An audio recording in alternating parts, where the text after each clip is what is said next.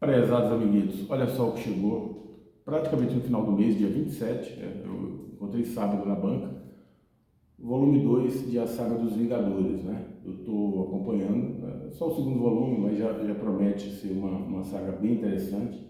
E basicamente são os dois únicos quadrinhos que eu estou acompanhando de fato.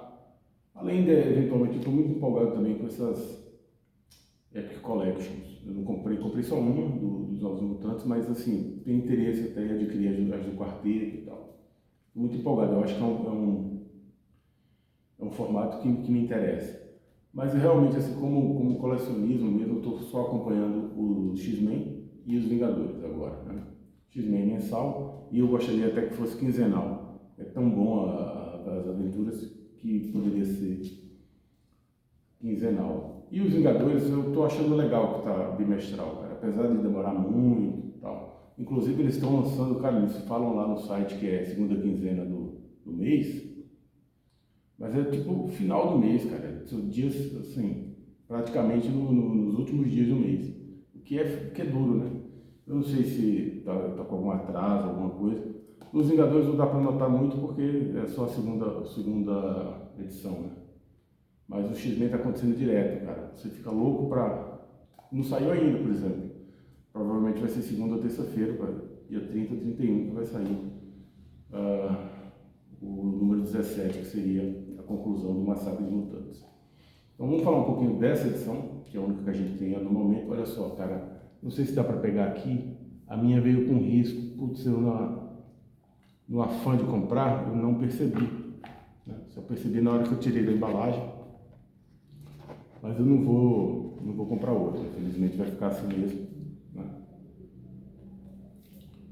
Esse aqui pega um período que eu comprei, que eu acompanhei em banca quando criança, né? Que pô, me remete a momentos muito interessantes, cara. É a fase do Roger Stern, né, no roteiro. E geralmente é o John Byrne, ou desculpa, geralmente é o John Buscema, mas também John Byrne, que está desenhando. Esse, por exemplo, é do John Byrne, tá? Na verdade, eles não pegaram o run, né, a fase completa do Roger Stern, já pularam para um período talvez mais interessante, talvez que eles julguem ser mais vendável, né, vamos dizer assim. E aqui começa, ele fala que é o fim da ameaça Skrull, porque o lance é o seguinte, nesse contexto aqui, o Império Skrull está sobre um determinado... uma guerra civil, vamos dizer assim, uma guerra interna, porque o Galactus consumiu o planeta sede, né, dos Skrulls e matou o Imperador. Então todos os outros generais, os líderes e tal, do vasto Império, né, o Império Skrull ele é muito grande, começaram a se considerar eles mesmos imperadores de todo o Império. Então começa uma guerra civil, uma guerra fratricida, né, entre eles, para ver quem que é quem que vai comandar todos os Skrulls. Eu acho esse mote, essa ideia interessantíssima. A princípio ela é muito interessante. Inclusive é uma coisa que fica insinuada em Guerra nas Estrelas, mas nunca se desenvolveu, né? Porque ele começa já dizendo, né, em Guerra nas Estrelas, uma galáxia muito, muito distante e tal. Mas aí o George Lucas fica sempre sapateando, né? Ele não consegue se livrar da família Skywalker e daquele pequeno núcleo. Então ele volta sempre naquilo. O que é um erro. Ele poderia, fechou a trilogia principal, coloque justamente isso, coloque os dizeres, olha, uma galáxia muito, muito distante, inúmeros outros generais, inúmeros outros povos, e a gente vai falar agora de algum deles. E aí começar uma aventura, né, em outro lugar, com a outra, vamos dizer, outro grupo guerrilheiro, outro grupo querendo contestar, né, o status quo. Eles não fazem isso. Aqui, o grande problema aqui é que ele faz isso de forma muito acelerada, cara.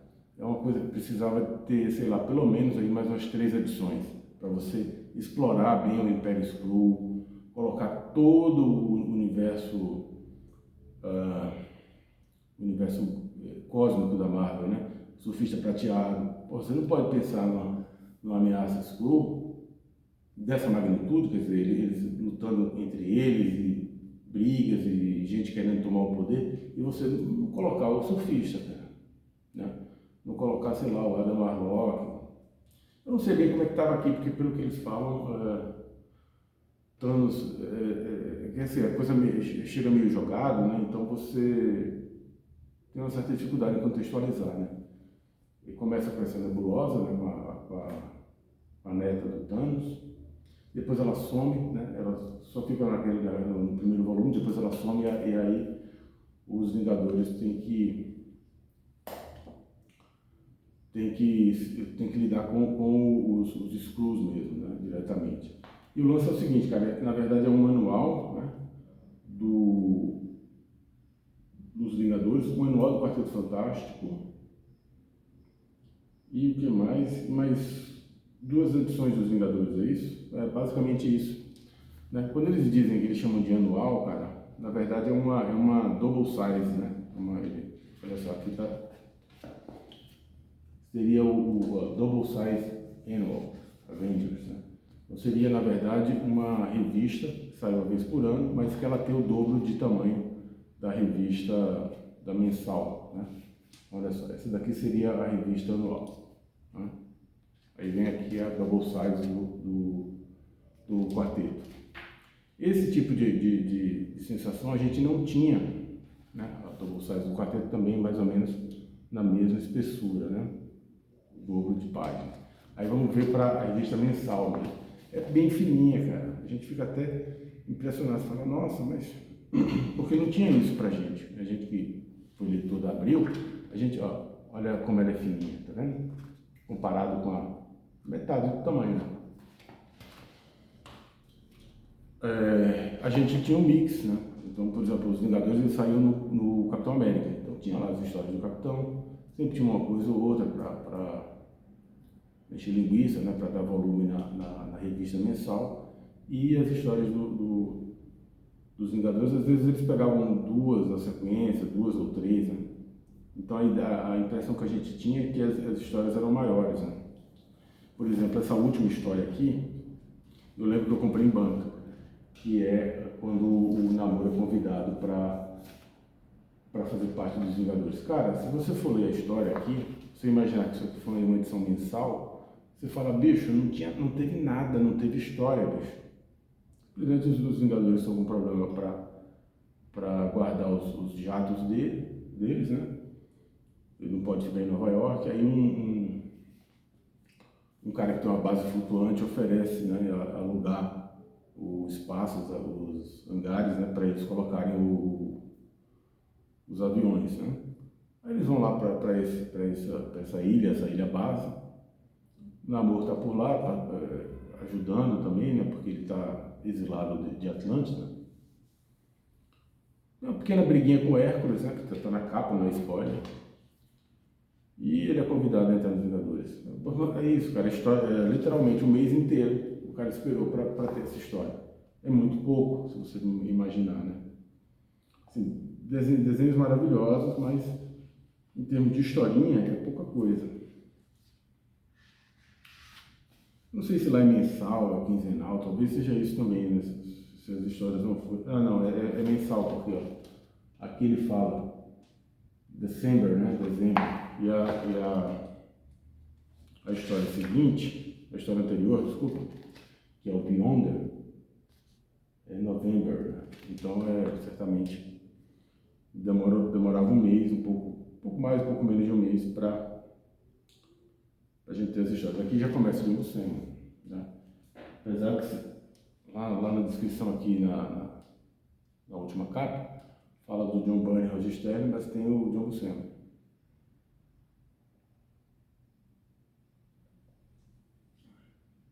Esse período eu gosto muito, mas é como eu falei, cara, ele é meio bagunçado, toda aquela época que o Jim Shooter tá no comando da Marvel, ele é bem tumultuado, né? Ele mexia muito nas equipes criativas, ele se metia demais. Esse lance do Beyonder, uma forçada de barra muito chata, muito chata. E como eu falei, cara, os Skrulls são muito interessantes. A gente tem uma ideia muito eu pelo menos tenho uma ideia muito reduzida dos Skrulls, porque eu não gosto muito do universo cósmico, eu nunca gostei. Mas isso que foi apresentado aqui eu achei muito interessante, cara, eu nem lembrava mais. Falei, porra, que negócio legal, né? Aqui nesse textinho aqui que eu penei para ler, porque as letras são muito miudinhas, fala um pouco do contexto, da criação dos Skrulls, qual que é toda a mitologia em volta dos Skrulls, né? E eles são personagens muito interessantes, realmente. Poderia ter mais coisas sobre eles. Essa coisa aqui, cara, eu não sei muito bem, mas o Quarteto Fantástico parecia, a impressão que a gente tinha, que o John Byrne forçava o quarteto em tudo que ele, entendeu? Tudo que ele fazia, ele enfiava o Quarteto Fantástico de uma maneira, né? Colocava no X-Men, colocava nos Vingadores, misturava às vezes até com o Hulk, cara, né? Essa coisa da mulher Hulk, ele ficava enfiando o quarteto aonde não sei nem se cabia, cara, né? Nesse período o quarteto era meio, saca? Tudo bem, a família real da Marvel, vamos dizer assim, é a grande, né? Grande início da Marvel e tal, eu acho o quarteto muito interessante. Mas eu acho o quarteto interessante dentro de um contexto muito particular, muito específico. Eu não gosto de ele se metendo em tudo não, cara. Me irrita um pouco, né? O Hércules, que personagem detestável. Eu nunca gostei do Hércules, cara. Fanfarrão. Ah, olha que interessante, cara. O John Byrne também é meio malandro, né? Essas coisas ele só pega mesmo se você tivesse todas as aventuras. Ele faz duas histórias, né? Ele faz o anual dos Vingadores e o anual do Quarteto. E as histórias se convergem, né? É a mesma. O Quarteto está chegando lá na base dos Skrulls e os Vingadores já estão na base dos Skrulls. Então ele tem que meio que fazer casar esses dois momentos. Aí você vê que ele reaproveita algumas páginas, entendeu? Por exemplo, isso aqui é dos Vingadores, né? Aí mais pra frente, quando você vai para Double Size Fantastic Four, você vê que ele dá uma... Deixa eu pegar aqui pra gente ver.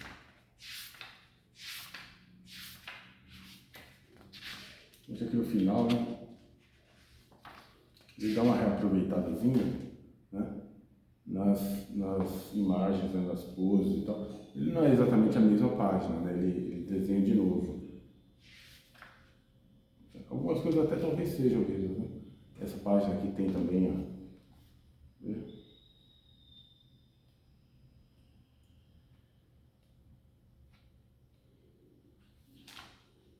Ó, essa daqui está aqui, né? Olha ela aqui, ó. Tá vendo? Olha aí.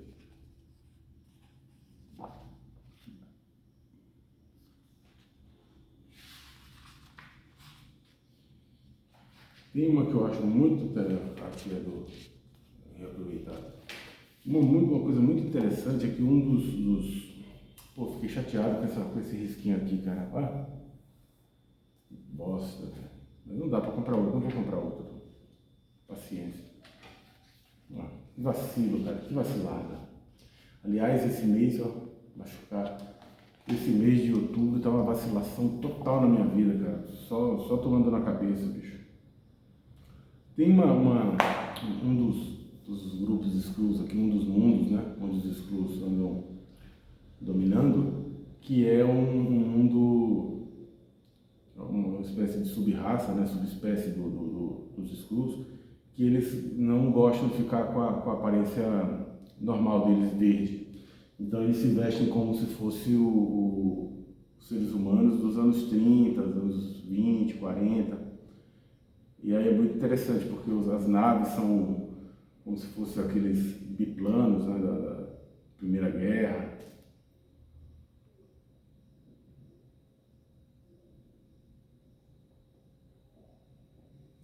E o mundo é todo um cassino, onde os ricos, né, os Skrulls ricos. Isso eu li aqui, nessa explicaçãozinha, assim, onde os Skrulls ricos vão passear, né, como se fosse o mundo fosse um cassinão, e os Skrulls vão lá para passear, para curtir, para fazer uma jogatina, fazer uma brincadeira. Aí tem um cara com o visual do Humphrey Bogart, né? Deixa eu ver se eu acho ele aqui para mostrar para vocês.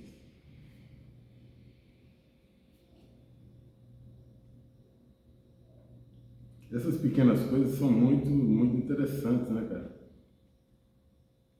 E aí que eu te falo, por isso que eu digo, poxa, faltou um pouquinho, eu queria ver mais, sabe? Eu queria explorar melhor, eu queria saborear mais essa faceta, né, dos Skrulls. Não poderia ter uma minissérie mesmo, sei lá. Olha aí, eles vestidos de gangster, né? Interessante. Olha o Humphrey Bogart aqui, ó. Esse Star Fox, cara, que personagem descartável, bicho. E o John Byrne, ele não é muito bom de fazer, ele é um excepcional desenhista, mas ele não é muito bom de fazer um desenho tão realista, né, nesse sentido. Mas é muito interessante, cara. Como eu falei, se ela fosse mensal, provavelmente eu ia passar. É um período que eu gosto, que eu li em banca, então eu tenho uma conexão emocional, né? Um interesse, porque me remete a tempos muito bons, a momentos muito prazerosos da minha vida. Então, mas mensal eu teria dificuldade para acompanhar, provavelmente eu ia passar. E também não é um período tão longo assim, né? Pelo que eu me recordo, não é uma coisa tão longa. Eu estou muito afim que chegue, acho que vai chegar rapidamente, a fase onde a Mansão dos Vingadores ela é atacada, né, pela Gangue da Demolição, que foi um período ótimo também, eu me diverti demais assistindo, lendo, né, sobre isso na época, nos formatinhos da Abril. Como eu falei, o formatinho da Abril, ele mascarava muita coisa pra gente, né? Mas você pegava aventuras melhores, eles né, selecionavam. Então tem muita coisa que você, provavelmente a gente não leu, a gente que leu em banca não teve acesso, e que só vai ficar sabendo aí por meio das sagas ou dos Epic Collections, né? Eu acho que a Epic Collection vai suprir essa necessidade para quem não é, sei lá, assim, como eu, né, leitor da época e que está relendo agora, mas que não é um pesquisador, um estudioso, um entendido do assunto. Claro que esse pessoal que compra gibi importado, que tem todas essas coleções de salváticos e tal, talvez não sintam essas lacunas. Mas eu sinto claramente, cara, na minha cabeça tem lacunas não preenchidas, né? De momentos, cara, o que aconteceu depois que os X-Men saíram de tal lugar e foram para... O que aconteceu ali? Tem uma lacuna ali, eu não consigo lembrar mais. Pode ser que tenha sido publicado pela Abril, pode ser que não, né? Porque, como eu falei, ele fazia os mix, misturava muita coisa se perdia, né? Por exemplo, a Mulher Hulk. Não tinha uma revista da Mulher Hulk. Você via na revista do Hulk. Não podia ser que em um determinado mês não viesse a Mulher Hulk. Vinha lá, estava precisando avançar as aventuras do Hulk aí, a edição inteira do Hulk. Você perde o fio da meada, né, cara? Vingadores é a mesma coisa. Não tinha, na minha época de leitor, não tinha uma revista dos Vingadores. A revista era do Capitão América, né? Dentro da revista Capitão América tinha Vingadores, Vingadores da Costa Oeste, Capitão, uma coisa meio que bagunça um pouco, né, vamos dizer assim. Mas foram anos muito deliciosos, prazerosos na época da Panini. E é legal rever isso aí com outros olhos, né, com outra cabeça. Me divirto bastante. Essa saga dos Vingadores é uma que eu pretendo continuar por um tempo, pelo menos, né? E talvez eu pegue também aquele do Capitão América, saiu a Epic Collection dele, né? Um período bem interessante. Publicado no Brasil alguma coisa, não tudo, mas alguma coisa foi publicado. É válido, o problema é que é caríssimo, né? São 160 reais praticamente. Queria muito pegar do quarteto do Otto Simonson, né? São 2 volumes, praticamente você já mata tudo que ele fez, né? Mas é isso aí. Abraços.